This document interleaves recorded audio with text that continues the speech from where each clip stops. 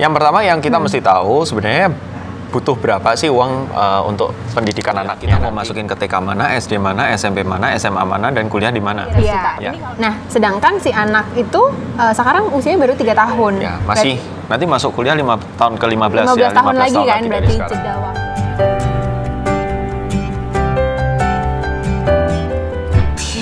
Hai guys.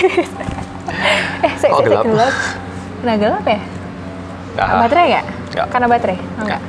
Halo guys, welcome to my channel dengan Steven di sini dan ada Ria di sini Ria yang akan selalu memberikan inspirasi dan motivasi supaya hidup kita semua jadi lebih baik. Ya. Nah, guys, ini lanjutan dari segmen yang tadi ya. Hari ini kita mau bahas tentang seluk-beluk biaya pendidikan. Bagaimana menyiasati Ya. atau bagaimana strategi keluarga muda buat mempersiapkan biaya pendidikan buat anak. Betul. Atau memperhitungkan biaya pendidikan ke depannya. Ya, selain kita juga bantu ngitungin biaya pendidikan yang dibutuhkan berapa, kita juga akan membantu supaya memproteksi tujuan keuangan kalian supaya anak-anak supaya impian dan cita-cita kalian nanti untuk menyekolahkan anak ke pendidikan yang lebih tinggi itu bisa tetap terwujud gitu. ada atau tanpa adanya orang tua. Betul. Ya. Jadi biayanya udah siap gitu ya. Ya. Nah, Yang pertama, ya itu tuh 20%. Oke lah, lanjut ya. Nah, oke. Jadi yang pertama yang kita mesti tahu sebenarnya butuh berapa sih uang untuk pendidikan anaknya nanti. Cara ngitungnya gimana? Cara ngitungnya adalah gini. Pertama kita tentukan tujuan. Ini yang pertama, tujuannya.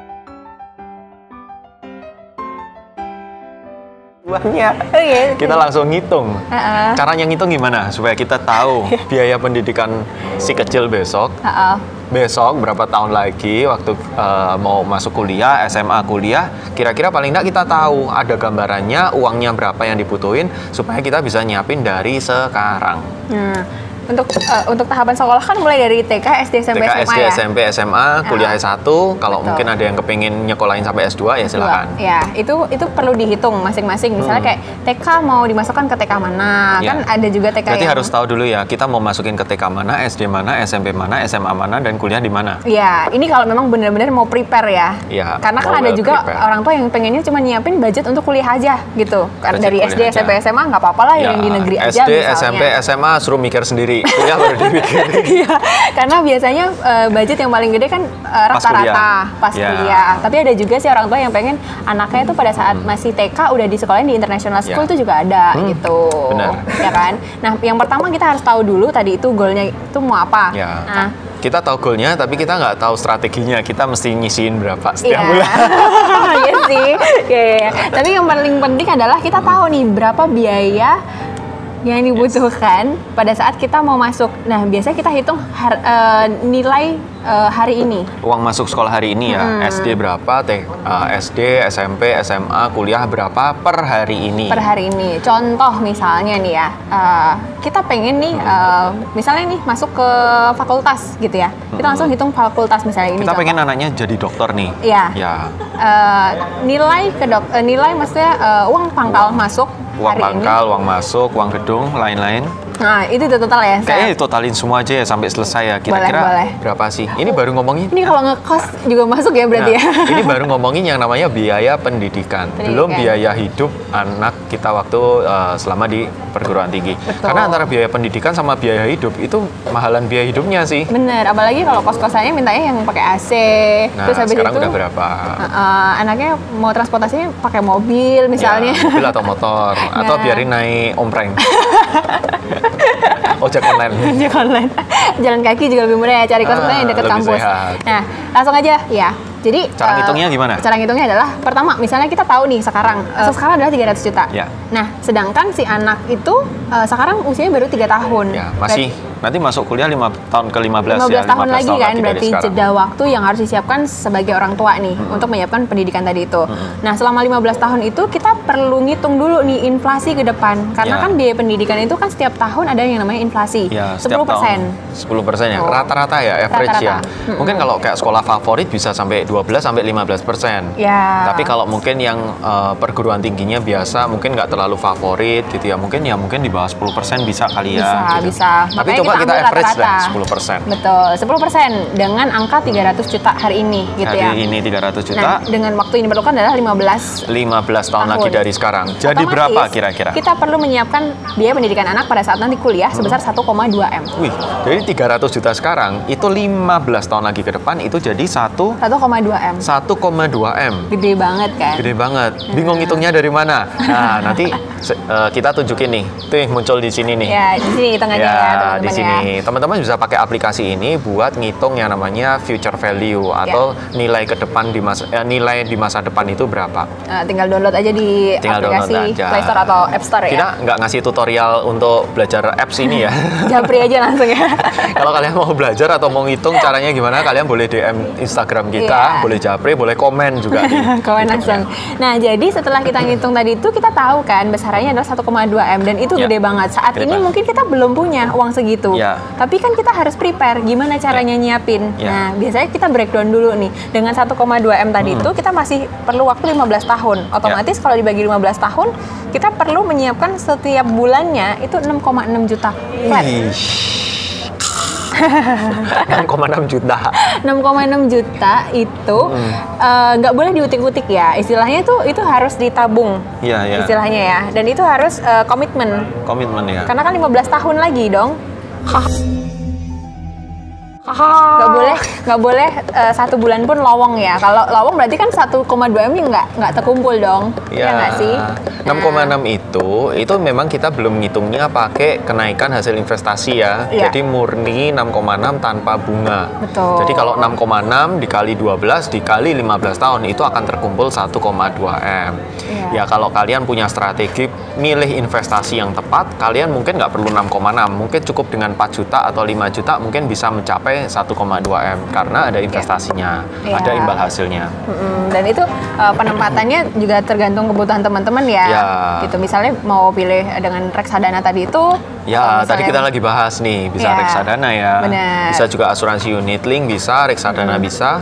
Emas batangan juga bisa loh. Iya, bisa. Karena emas juga naik terus nih harganya. Bener, apalagi sekarang nih lagi naik nih. Ya, lagi naik. Kalau lagi naik semua pada kejar emas gitu ya. Padahal belinya itu harusnya waktu murah. Kayak saham nih kan lagi murah nih. Lagi diskon banyak nih, beli. Jadi beli itu jangan pas mahal, pas tinggi, wih ini harganya bagus. Tapi beli, kalau kita mau investasi, beli waktu harganya murah. Iya. Nah, poinnya adalah ketika kita sedang menyiapkan pendidikan anak, otomatis kan orang tua yang harus menyiapkan kan.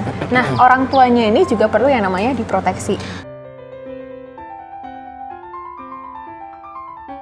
Nah, karena 15 tahun ke depan, kita nggak pernah ada yang tahu ya. Kita masih sehat, kita sakit, atau kita udah wassalam. Iya. Wassalamualaikum ya. Wassalamualaikum. Itu kenapa selama 15 tahun ke depan, itu perlu diproteksi yang namanya asuransi jiwa. Nah, untuk beli asuransi jiwa 1,2 M, itu sebenarnya cukup murah kok. Ya, dengan term life, kalian bisa dengan nyisihkan budget, let's say 6 juta setahun, itu kalian sudah bisa dapat uang asuransi jiwanya 1,2 M dengan 6 juta setahun ya. Nah, terus kemudian kalau mau pakai asuransi unit link juga bisa 6 juta setahun dapat uang pertanggungannya 3 miliar. Ya, itu bisa disesuaikan dengan usia pada saat masuk ya. Ya, usia pada saat masuk, terus kemudian produk yang kita pilih apa? Iya, gitu. Kenapa sih kita penting gitu orang tua? Ya tadi itu pertama karena nggak ada yang bisa jamin kan 15 tahun ke depan itu masih sehat atau enggak gitu. Yang perlu kita perhatiin adalah jaminan anak kita. Anak kita, jaminan anak itu nanti anak itu nanti bisa tetap sekolah gitu. Aduh, Mimi cucu dulu. Jadi jaminan yang nanti ke depannya itu bisa tetap sekolah gitu, meskipun kita sebagai orang tua tuh udah nggak ada lagi di sisi mereka gitu. Nah, kalau untuk menjamin nilai pastinya tadi itu kita sangat kembalikan lagi sih ke teman-teman masing-masing gitu. Untuk yang 6,6 jutanya boleh lewat reksadana, boleh juga dengan produk yang seperti halnya tabungan di bank ya. Betul. Gitu. Nah, Udah tahu kan cara ngitung biaya pendidikannya berapa, bagaimana cara mengamankan supaya anak kalian tetap bisa mencapai impiannya, yaitu dengan punya proteksi.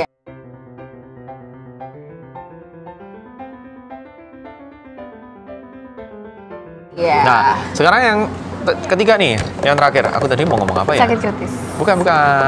Bukannya. Nah, sekarang masalah yang ketiga nih.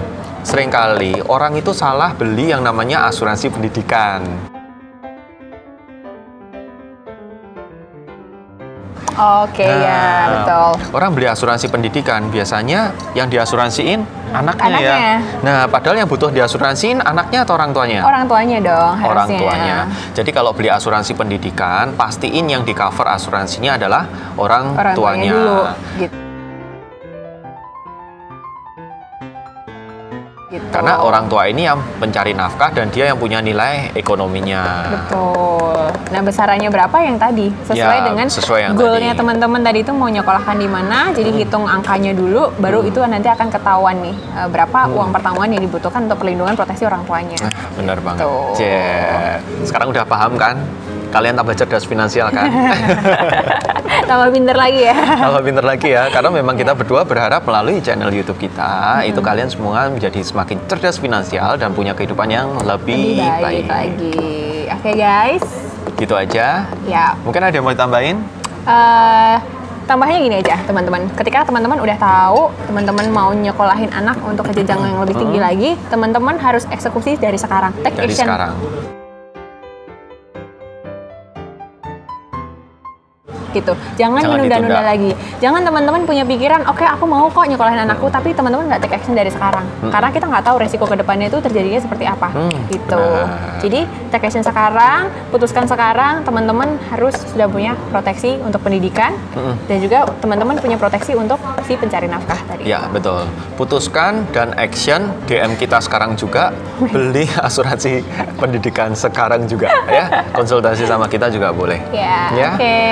Teman-teman, like dan share kalau video ini bermanfaat buat kalian, dan dukung kita terus dengan cara subscribe dan nyalakan tombol loncengnya supaya tahu kalau misalnya kita ada video terbaru ya. Dan komen di kolom komentar kalau misalnya ada masukan atau mungkin ada sesuatu hal yang kita perlu bahas buat kalian. Jangan sungkan-sungkan, langsung aja ketik di kolom komentar. Add Instagram kita juga ya. Follow Instagram kita, bukan di add ya, follow. Follow ya. Di add itu kayak Facebook.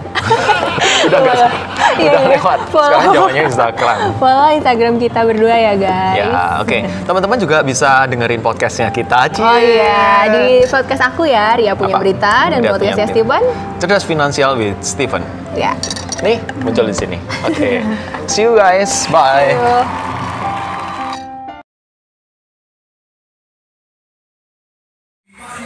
Ternyata ini motornya kecil banget. Ternyata tuh motornya kecil banget loh nih. Motor mini. Kita nanti ngobrol-ngobrol sama Mas Bayu tentang bisnisnya, tentang tips punya badan sehat dan punya dompet yang sehat ala Sultan Boyolali.